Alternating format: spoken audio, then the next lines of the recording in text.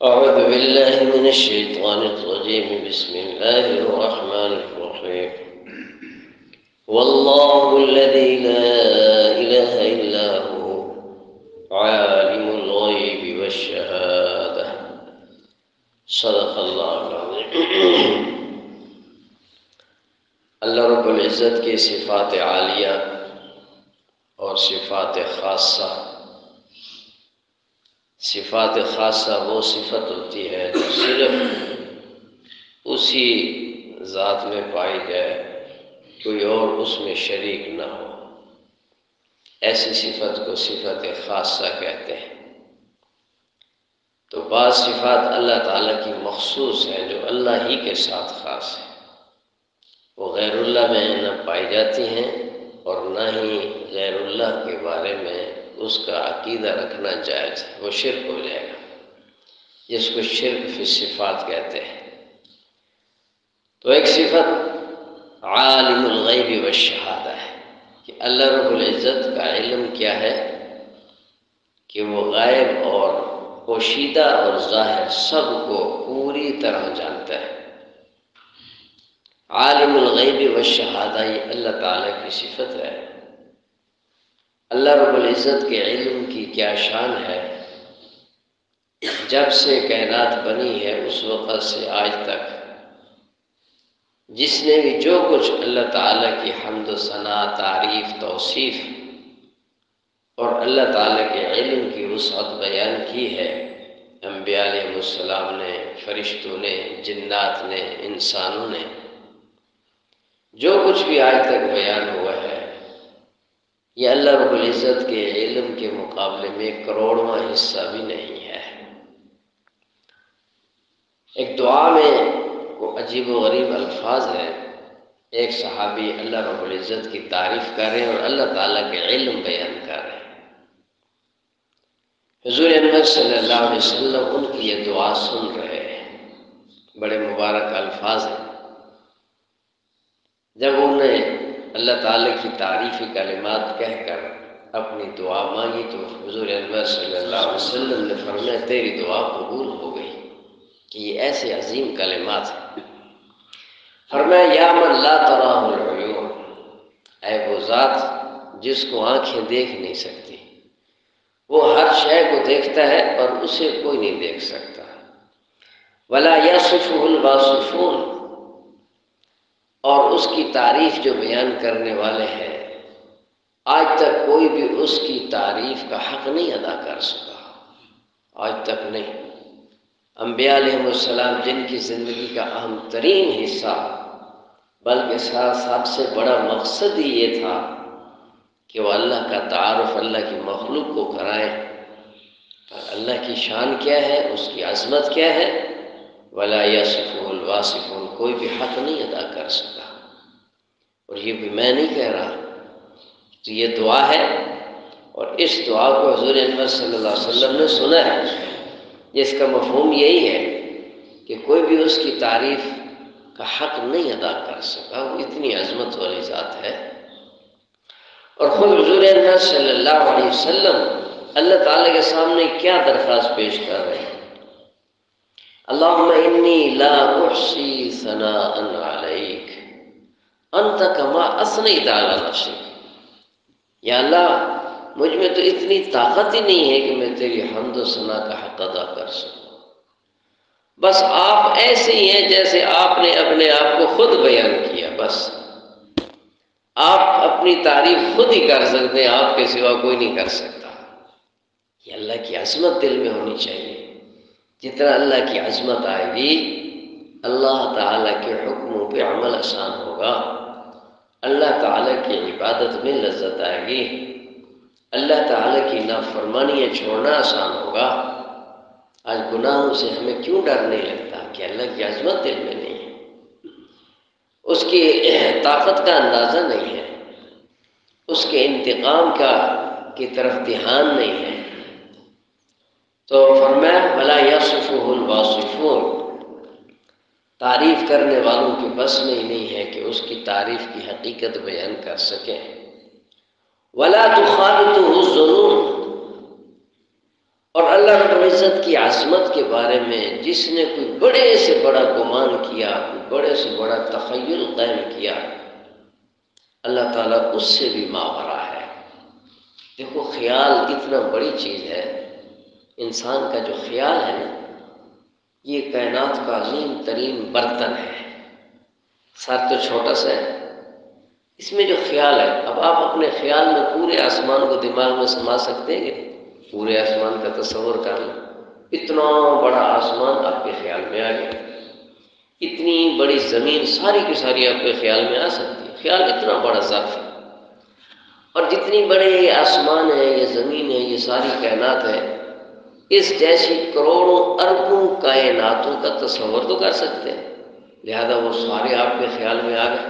خیال تو اتنی بڑی چیز ہے، مگر انسانوں کے جتنے بھی بڑے خیال اور گمان ہیں، وَلَا تُخَالِطُهُ الظُّنُونُ، اللہ پاک اس میں نہیں سماتا، اللہ اس سے بھی بڑا ہے۔ لا تغیرہ الحوادث، حوادثات، زمانہ اس کو تبدیل نہیں کر سکتا، اس کے احوال کو تبدیل نہیں کر سکتا۔ انسان تبدیل ہوتا رہتا ہے، پہلے بچہ تھا، پھر لڑکا بن گیا، پھر جوان بن گیا، پھر ادھیڑ عمر بن گیا، پھر بوڑھا بن گیا، پھر دنیا سے چلا گیا۔ روزانہ کی بنیاد پہ انسان تبدیل ہو رہا ہے، روزانہ کی بنیاد پہ۔ اللہ رب العزت میں، اس کے فیصلوں میں اور اس کے پروگراموں میں کوئی تبدیلی نہیں پیدا کر سکتا۔ یعلم مثاقیل الجبال ومکائل البحار، اللہ کا علم کیا ہے؟ اب ان الفاظ میں اللہ کے علم کا تھوڑا سی ایک جھلکی بتلائی گئی ہے۔ یعلم مثاقیل الجبال، پوری روئے زمین پر جتنے پہاڑ ہیں ان کی تعداد کیا ہے، ان کا وزن کتنا ہے، اور وزن چھوٹے سے چھوٹے پیمانے کے اعتبار سے، ہمارے یہاں گرام شمار ہوتا ہے، گرام سے بھی چھوٹا ملی گرام ہوتا ہے، تو ملی گرام کے اعتبار سے پوری کائنات کے پہاڑوں کا وزن کیا ہے، وہ میرا اللہ جانتا ہے۔ یعلم مثاقیل الجبال ومکائل البحار، اور کائنات بھر کے جو سمندر، دریا، نہریں، ندی، نالے، تالاب، اور یہ چھپڑ، یہ قطرے زمین کے نیچے اوپر جتنا پانی ہے، اس پانی کی کیا مقدار ہے، اور چھوٹے سے چھوٹا پیمانہ ہمارے پاس ملی لیٹر کا ہوتا ہے، اس ملی لیٹر کے اعتبار سے بھی میرا اللہ جانتا ہے کہ پوری کائنات کے پانی کی مقدار کیا ہے۔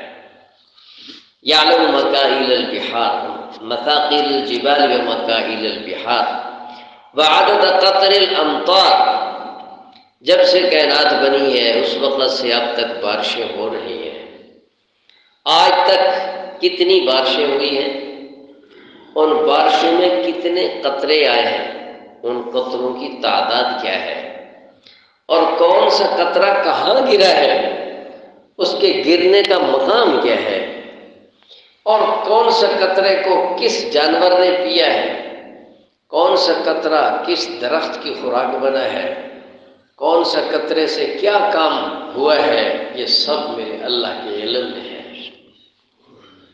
اللہ اکبر کبیرہ، اللہ اکبر کبیرہ۔ وعدد ورق الاشجار، کائنات بھر کے جتنے درخت ہیں، جتنی جھاڑیاں ہیں، جتنے پودے ہیں، ان سب کی تعداد کتنی ہے، اور ان درختوں، پودوں، جھاڑیوں کے پتوں کی تعداد کتنی ہے، یہ میرے اللہ کے علم میں ہے۔ کون سا پتا کہاں گرا ہے، کب گرا ہے، یہ میرے اللہ کے علم میں ہے۔ پھر کس پتے کو کس جانور نے کھایا ہے، کون سا پتا آگ کی نظر ہوا، کس کو دیمک نے کھایا، کس کو ہوا نے ریزہ ریزہ کر دیا، یہ سب میرے اللہ کے علم میں ہے۔ وعدد ورق الاشجار لا تواری منہ سماء سماء، ایک آسمان دوسرے آسمان کی چیزیں اللہ سے چھپا نہیں سکتا۔ ہمارا تو علم یہ ہے کہ اب ادھر میں ہاتھ کی اس طرف نہیں دیکھ پا رہا کہ یہاں کوئی چیز رکھ دو مجھے نظر نہیں آئے گی. ہماری تو اتنی سی نظر ہے. کائنات بھر کے جتنے بھی علوم ہیں، فرمایا وما اوتیتم من العلم الا قلیلا، تمہیں تو بہت تھوڑا سا علم دیا گیا ہے. ساری کائنات کے علوم اللہ کے علم کے مقابلے میں، ساری کائنات میں سارے فرشتے، انسان، جنات، حیوانات، انبیاء علیہ السلام، جبریل امین، جتنے بھی ہیں، حاملین عرش، کاتبین وہ اللہ تعالیٰ کے لوح محفوظ میں لکھنے والے، سارے جتنے بھی علوم ہیں اللہ کی مخلوق کے پاس، ان سارے کے سارے علوم کی حیثیت اللہ رب العزت کے وسیع علم کے مقابلے میں ایسے ہے جس طرح سمندر کے مقابلے میں ایک قطرے کی حیثیت ہوتی ہے. فرمایا وما اوتیتم من العلم الا قلیلا، پوری کائنات کو جو کچھ بھی علم دیا گیا ہے، فرمایا تمہیں دیا ہی کچھ نہیں گیا، بس تھوڑا سا ایک قطر. اندازہ لگو اللہ کا علم کتنا ہوگا. ایمان تازہ ہوتا ہے کہ نہیں؟ اللہ کے علم کو بھی خوب بیان کرنا چاہیے. اپنی گفتگو میں، روزمرہ کی باتوں میں، گھر میں، دوستوں میں جتنا اللہ کی بڑائی، اللہ کی عظمت، اللہ کے علم کو بیان کریں گے اتنا ایمان میں قوت آئے گی، اللہ تعالیٰ کی عظمت دل میں بیٹھے گی. وعدد قطر الامطار وعدد ورق الاشجار لا تواری منہ سماء سماء ولا ارض ارضا. یہ 7 زمینیں ہیں، ایک زمین اس سے اگلی زمین کی چیزیں اللہ سے چھپا نہیں سکتے. ولا جبل ما فی قعرہ، اور کوئی پہاڑ اپنے نیچے کی چیزیں اللہ رب العزت سے چھپا نہیں سکتا.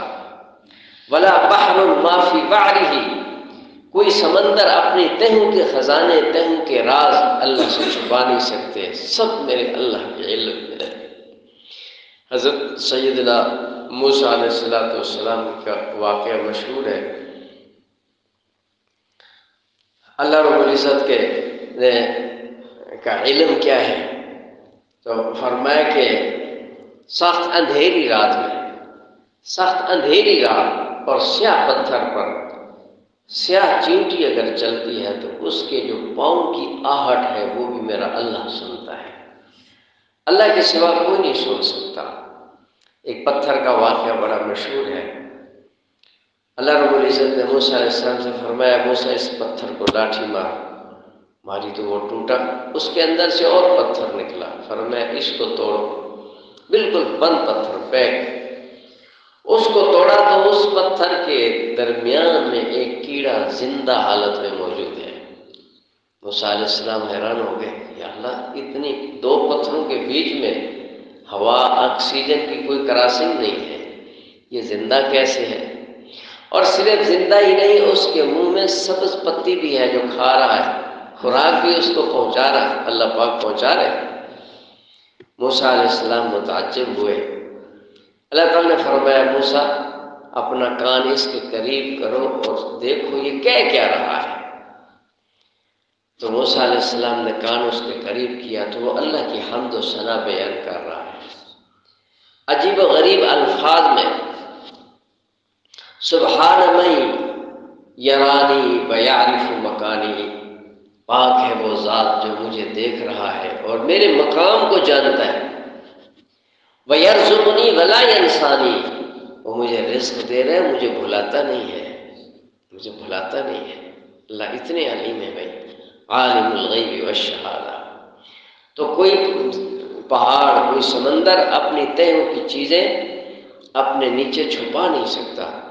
ان کلمات کے ساتھ اس صحابی نے اللہ تعالیٰ کی تعریف کی اور اس کے بعد جو دعا کی ہے وہ بڑی عظیم دعا ہے. اجعل خیر عمری آخرہ وخیر عملی خواتمہ، یا اللہ میری عمر کا بہترین حصہ وہ بنا دے جو زندگی کا آخری حصہ ہے. کیونکہ زندگی کے آخری حصے میں اللہ سے ملاقات ہونی ہے نا. موت آخری حصے میں ہوتی ہے. آج موت آ گئی تو آج کے دن ہماری زندگی کا آخری حصہ ہے. آخری حصے سے مراد بڑھاپا نہیں ہوتا. بچے کو موت آ جاتی ہے، اس کی زندگی کا آخری دن وہی ہے. جوان کو موت آ گئی، بوڑھے کو آ گئی، مرد کو آئی، عورت کو آئی۔ اجعل خیر عمری آخرہ، یا اللہ میری عمر کا آخری حصہ بہترین حصہ بنا دے۔ وخیر عملی خواتمہ، یا اللہ جتنے بھی میں نے زندگی میں اعمال کیے ہیں ان میں سب سے بہترین عمل وہ بنا دے جو میری زندگی کا آخری عمل ہو، اور زندگی کا آخری عمل اچھا ہو جائے تو اس کے تو میاں بارے نیارے ہو گئے، اللہ تعالیٰ سے اس عمل پہ ملاقات ہو۔ اس لیے میاں سب سے بڑی فکر یہ ہونی چاہیے اللہ میرا خاتمہ اچھا کر دے۔ جس کو یہ فکر لگ گئی وہ اللہ کی قسم کامیاب ہو گیا، اور جس کو یہ فکر نہیں ہے کہ میرا خاتمہ کیسے ہے، اس کو دوسروں پہ تبصرے، فلانا ایسا تو فلانا ایسا، یہ غیبتیں، یہ تبصرے اور دوسروں کی تنقیص، دوسروں کو گھٹیا نظر سے دیکھنا، یہ بیچارہ خطرے میں ہے، یہ ناکامی کے کنارے پر ہے۔ اللہ حفاظت فرمائے۔ اجعل خیر عمری آخرہ وخیر عملی خواتمہ وخیر ایامی یوم القاک فیہ، اللہ میری زندگی کے دنوں میں بہترین دن وہ بنا دے، بہترین دن وہ بنا دے جس دن میں آپ سے ملوں، آپ سے ملاقات کروں، وہ میری زندگی کا بہترین دن بنا دے، اور وہ بھی موت کا دن، اسی دن اللہ سے ملاقات ہونی ہے۔ آمین تو کہہ دو، یہ تو کتنی عظیم دعا ہے، یہ بڑے خزانے ہیں احادیث مبارکہ میں، یہ دعاؤں کے خزانے ہیں، ان خزانوں کو لینا چاہیے، اس کا ذوق رکھنا چاہیے۔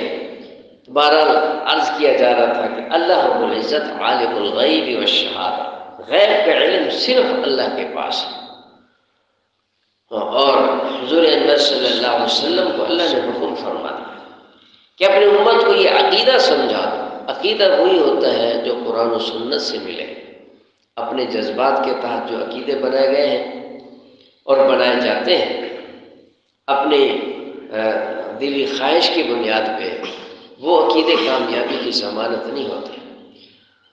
اللہ اقول لکم عندی خزائن اللہ، اے محبوب آپ اپنی امت کو یہ عقیدہ سمجھا دیں۔ یہ 9 پارے کی آیت تراویح میں بھی گزری ہے، یہ ترجمہ اٹھا کے خود بھی دیکھ لینا۔ قل کہہ دیجئے، لا اقول لکم عندی خزائن اللہ، میں تمہیں یہ نہیں کہتا کہ میرے پاس اللہ کے خزانے ہیں۔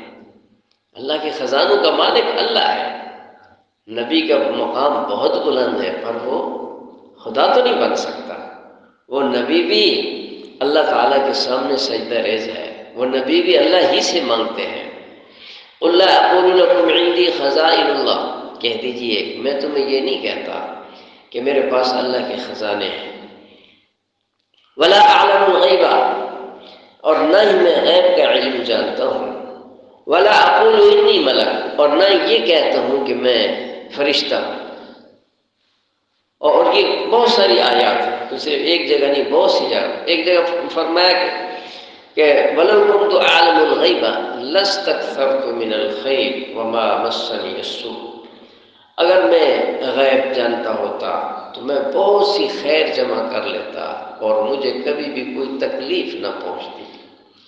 اور غیب کہتے کس کو ہے کہ جب تک اللہ کی مخلوق میں سے کوئی اس پر مطلع نہیں ہوا، غیب اس وقت تک ہوتا ہے جب اللہ تعالیٰ نے اپنے نبیوں کو، فرشتوں کو، اپنے محبوب بندوں کو کسی چیز کا علم دے دیا۔ بہت سے علوم دیے، بے شمار علوم دیے، اولین و آخرین کے علوم دیے، جب اللہ نے دے دیے تو پھر وہ غیب نہیں رہا، وہ تو ظاہر ہو گیا۔ یہ تعریف حضرت مولانا ثناء اللہ پانی پتی رحمۃ اللہ علیہ نے تفسیر مظہری میں لکھی ہے، اور بڑی جامع تفسیر ہے، بہت ہی جامع تفسیر ہے کہ جب تک مخلوق میں سے کوئی اس پر مطلع نہیں ہوا، غیب اس وقت تک ہے۔ جب کوئی مطلع ہو جائے، فرشتوں کو اللہ نے دے دیا، انبیاء علیہ السلام کو دے دیا، اولیاء اللہ کو علوم اللہ دے دیتے ہیں، کشف ہو جاتا ہے، وہ پھر غیب نہیں رہتا۔ یہ آلات سیارہ اور یہ موسمی آلات، یہ بارش ہوگی اور یہ چاند فلاں دن ہوگا، اس پر کائنات مطلع ہو گئی تو وہ غیب نہیں رہا۔ اللہ رب العزت سب کے ایمان، اعمال، اخلاق کی حفاظت فرمائے۔